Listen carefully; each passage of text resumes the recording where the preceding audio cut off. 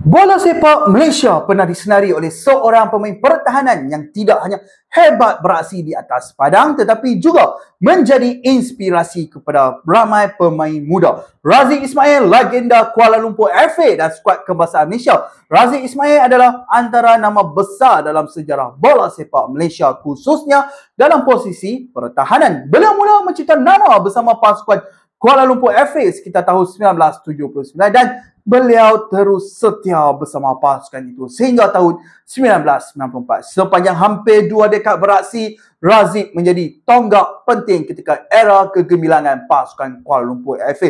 Bersama skuad ibu kota tersebut, Raziq berjaya membawa pasukan itu menjuarai Liga Malaysia sebanyak 2 kali dan lebih manis membantu KL menjuarai Piala Malaysia 3 musim berturut-turut, iaitu pada tahun 1987, 1988 dan 1989. Ia merupakan salah satu pencapaian paling membanggakan dalam sejarah kelab tersebut.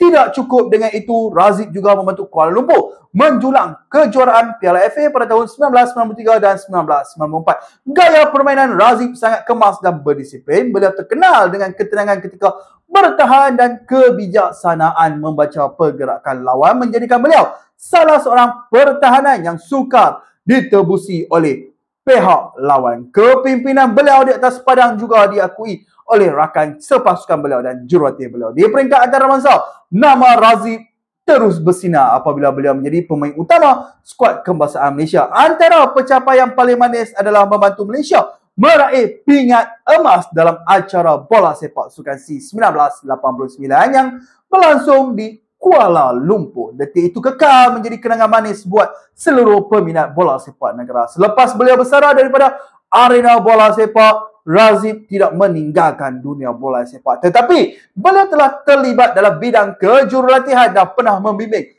pasukan Kuala Lumpur serta skuad pembangunan kebangsaan. Kesumbangan beliau dalam membentuk generasi pemain muda sangat dihargai. Raziq Ismail bukan sahaja legenda di atas padang tetapi juga ikon kepada semangat setia, kerja keras dan dedikasi dalam sukan. Jasanya akan sentiasa dikenang. Terima kasih, legenda.